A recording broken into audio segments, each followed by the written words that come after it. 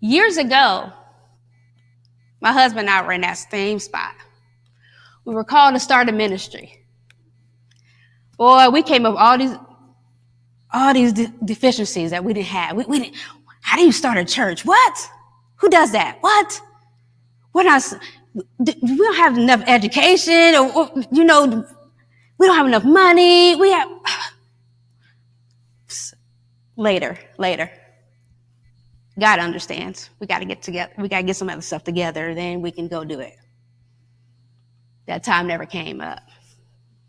Until one day.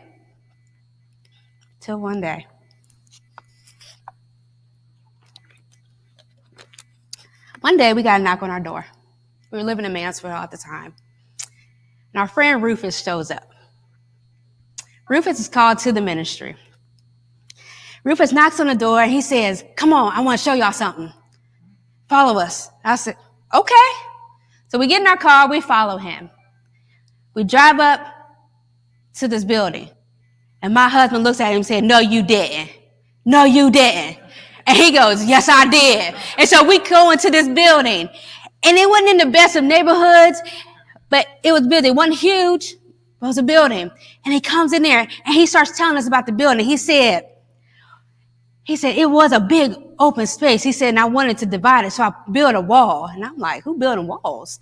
So he builds a wall. And then he said the electric was shot. Then he starts saying how he fixed it. He got a buddy with him to help him. And I was like, okay. Then he had to build a bathroom because there was no bathroom. So he had to do that. And he got somebody to do plumbing with him. And he's like, now I know how to do it. And I don't have to pay nobody else to do it. And then he goes and he's talking about these pews. He said, "You see those pews?" He was like, a church was giving them away. And we're like, okay. He said, when I got them in the door, they didn't fit. And so he said, so I cut them down. He said, I cut them down and I cut this side out and that side and I put them together. You wouldn't have known that had he told us that. Then he was like, there was a freezer in there. And then he had like 36 cans of canned goods. And he said, I know that's not enough, but it's a start. I want to start a food pantry. I'm telling you what we left out of there. And God's like, what don't you have? What can't you do? And so we're like, we got to get started.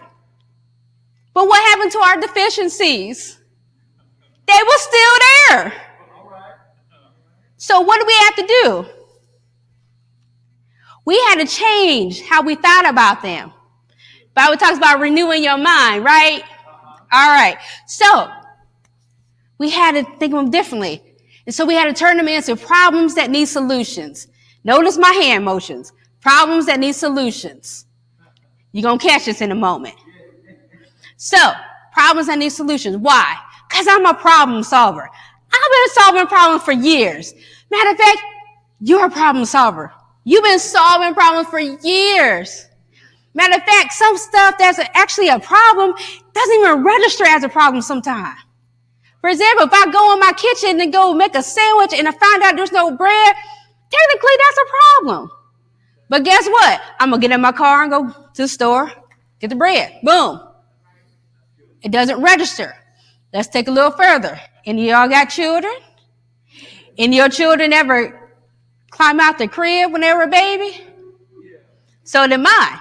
I don't know about your kids, but my kids never took the course, baby climbing out your crib one-on-one. How did they do that? They problem solved. They could problem solve. Let's go even deeper. That's not good enough. We'll go deeper. Genesis chapter 2, verse 19. I'm going to show you something. Genesis chapter 2, verse 19, New King James Version.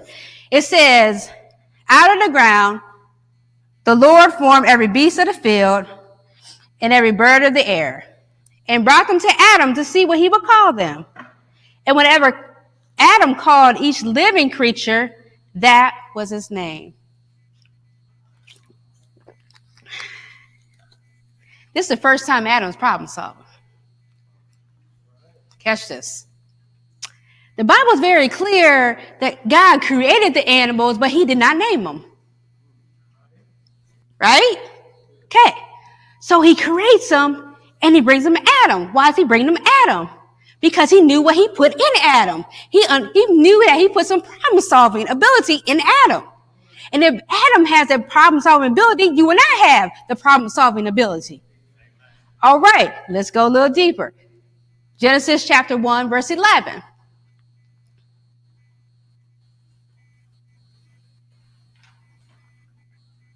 And it says, then God said, let the earth bring forth grass, the herb that yields seed, and the fruit tree that yields fruit, according to its kind, whose seed is in itself on the earth, and it was so.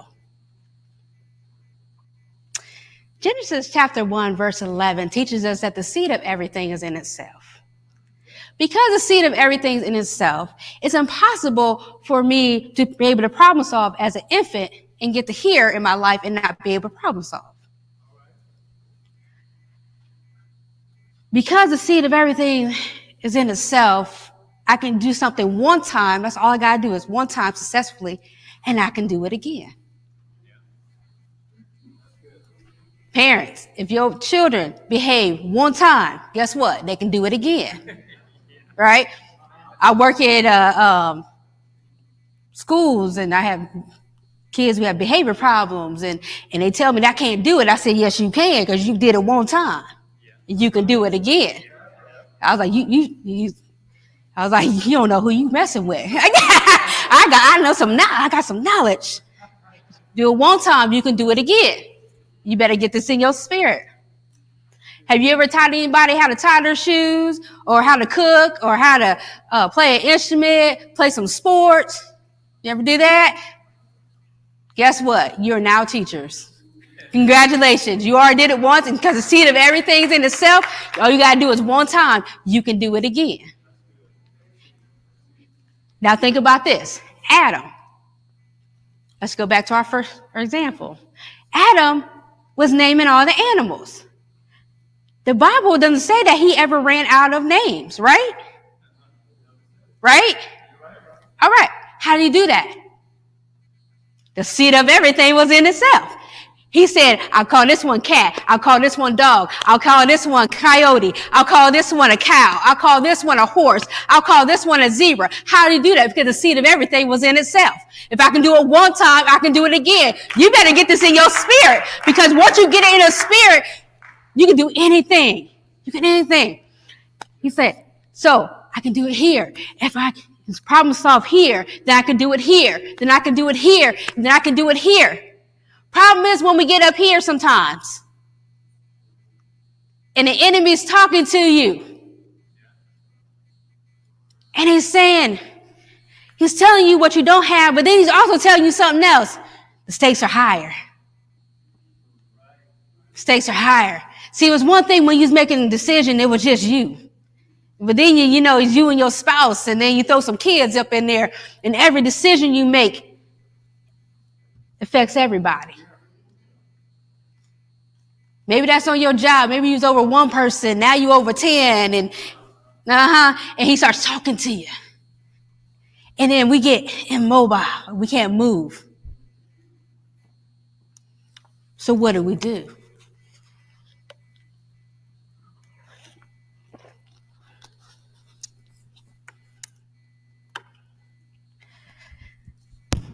There's a story about a young man named David. Now, what's going on during this time?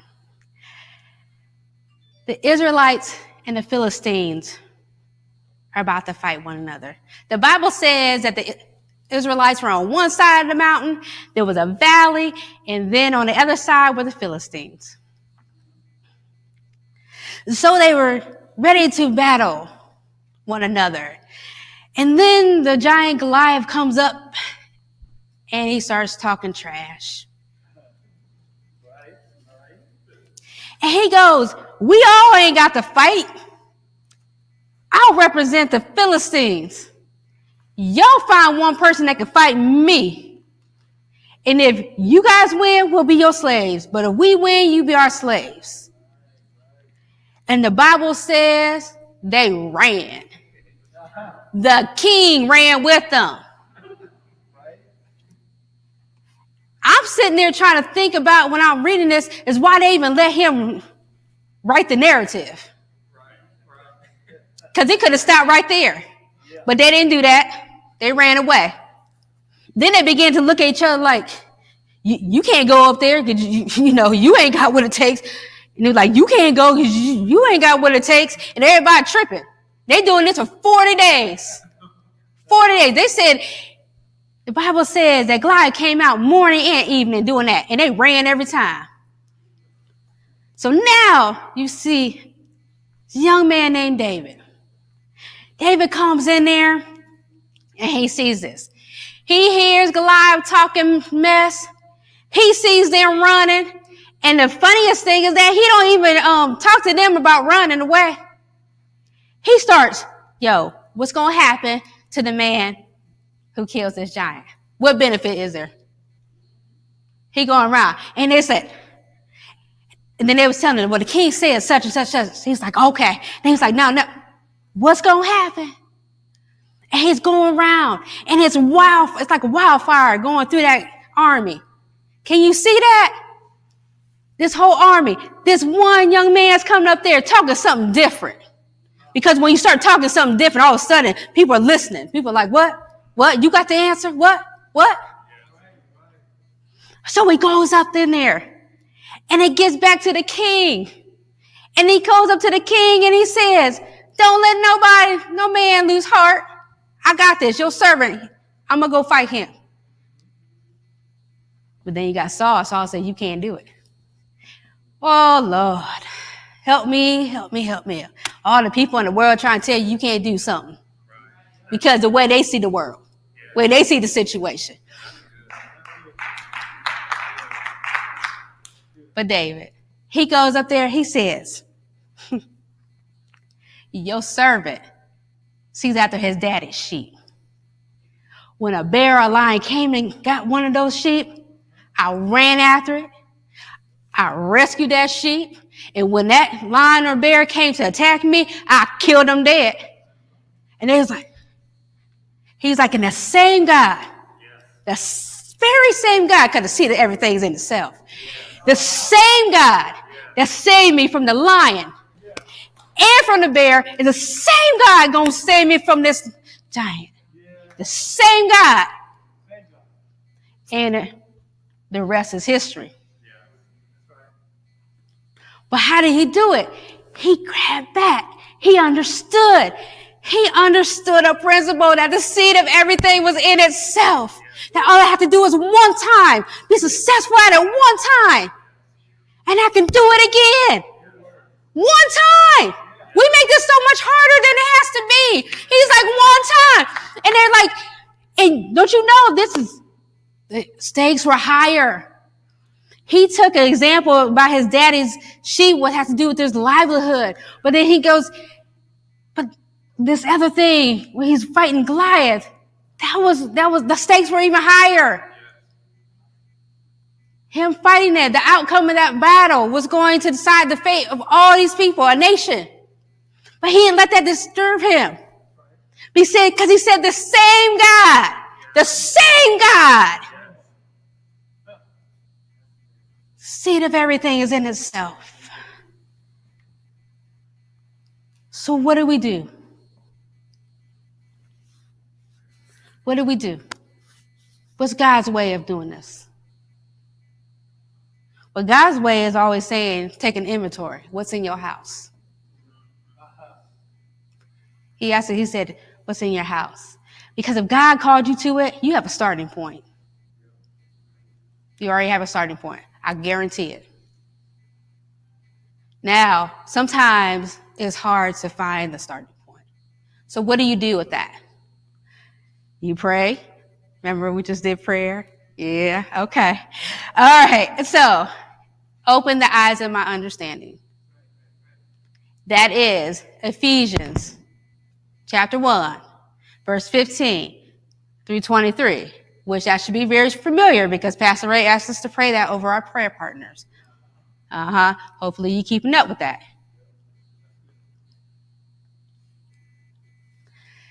Next thing we have to do is identify our problems and need solutions. Now, notice I said identify, not meditate.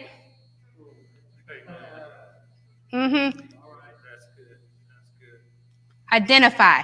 Why identify your problems? Because if you don't identify your problems, you won't be looking for solutions. You'll keep going past it. And the solution is like, hey.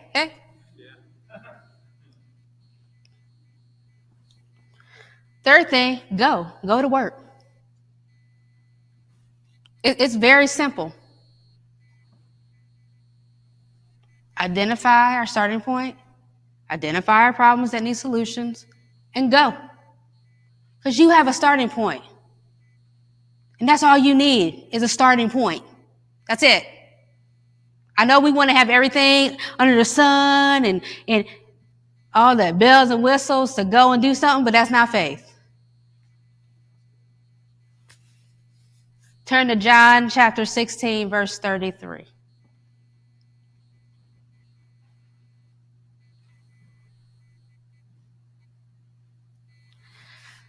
And I'm reading from the Amplified Classic.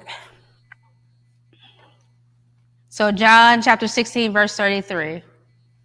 And it says, I have told you these things. This is Jesus talking to his disciples about what's to come. And he says, I have told you these things so that in me you may have perfect peace and confidence. In the world you will have tribulation, trials, and distress, and frustration. Sounds like problems to me. But Jesus doesn't stop there. That's why we got to keep going. He said, but be of good cheer. Take courage. Be confident, certain, undaunted. For I have overcome the world. I have deprived it of power to harm you and have conquered it for you. Sound like solutions to me, right? Okay, so now we got this, right? So check this out. So for every problem you have, well, God has called you to something, and for every problem you have, he already paid for the solution. There is a solution out there. So we ain't got to trip and I don't know if we're going to do this. I don't know, how this is going to happen, how this is going to happen. He already paid for it. So if you don't do it, that's on you. If you're unsuccessful, that's on you. Because he said, I've conquered it for you. He said, I deprived it of power. Your problems do not have power over you unless you give it that. That's what he said.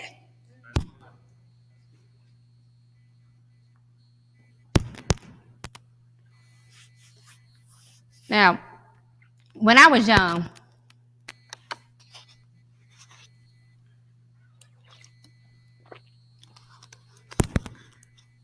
I remember my mom used to go to church with us when I was like real young, but she got sick, so she couldn't come no more. So she would have like a lot of problems with like her balance and equilibrium. And she would have a lot of anxiety about that as well. So after a while, like my dad didn't go to church. So about 10 years old, I remember it was me and my sister. My dad would drop us off to church. He'd pick us up. He would come when there was a program. He would sit there. But I can remember only one time my dad voluntarily went to church. And I remember it clear as day because he didn't go. And so I was like, he was getting dressed. I said, Daddy, where you going? And he said, I'm going to church. He said, that brother can preach. And because he had been to a service the week before because we had something in church and the speaker was coming back. So I was like, okay, all right. Well, fast forward. We started church, and I think the first building we were at, it was like the last day we were gonna be there. And my parents come, and I was like, Mom, I was surprised. I was surprised to see my mom more than my dad because I knew my dad. That's what he does. He would come, he support. But my mom come and I was like, man, wow. So she's sitting in the back. Ain't nobody else around her. She's sitting in the back. Okay. A couple weeks later, she comes back. And my dad's not with her. She just come back. And I said, Mom, Dad coming in? She said, no, he not coming, Dad. I said, oh, did he just drop you off? She said, no, I drove. Mom, what? My mama wasn't driving nowhere. But to see that everything's in itself. Yes, that's good. So she drove, and she's sitting in the back. She said, people ain't going to think I'm looking crazy sitting in the back. Am I going to embarrass you? I said, Mama, I just care that you're here. I can care less about all that.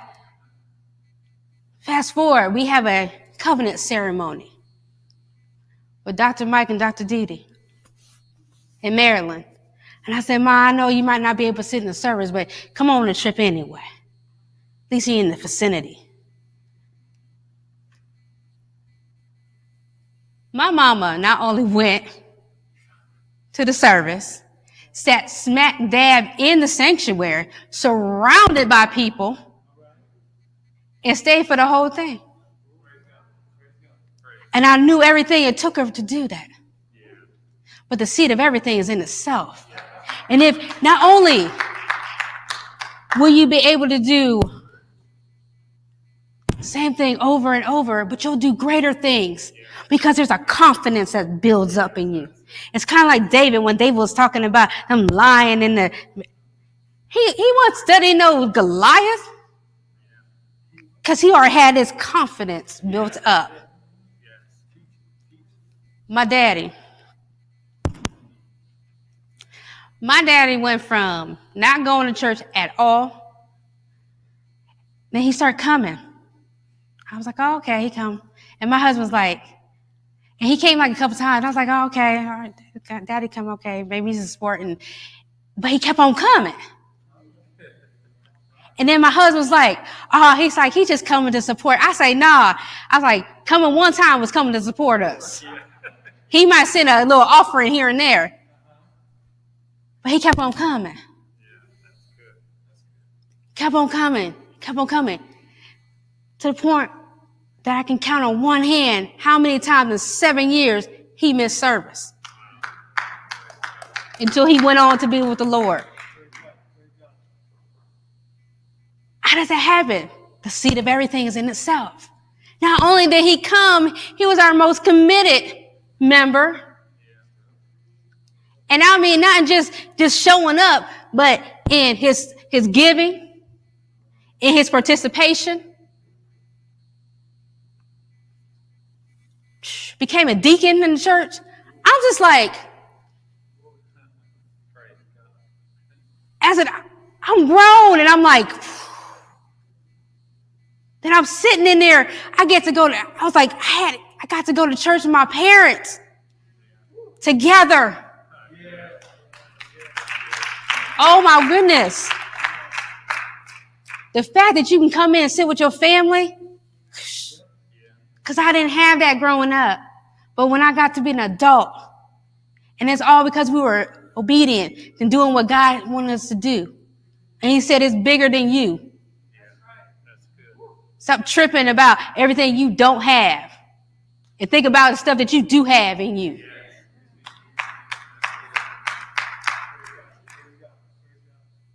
But, oh my goodness. In my mind, I'm just like, all this from us being obedient. I didn't know that was going to happen. I was thinking to myself, there's all these churches in Stark County. Why we need to do one? But they weren't going to their church. They was coming to mine.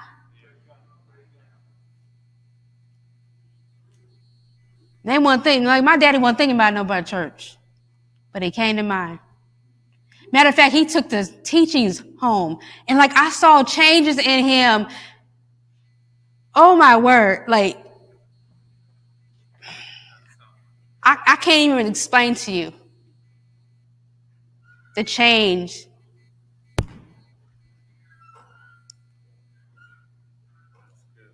I didn't even know that my daddy was saved. I used to remember asking my mom and dad saved. I knew my mom was saved. Daddy saved. She was like, yeah, he loved the Lord. Yes, he's saved or whatever. But when he went home to be with the Lord, I knew he was saved.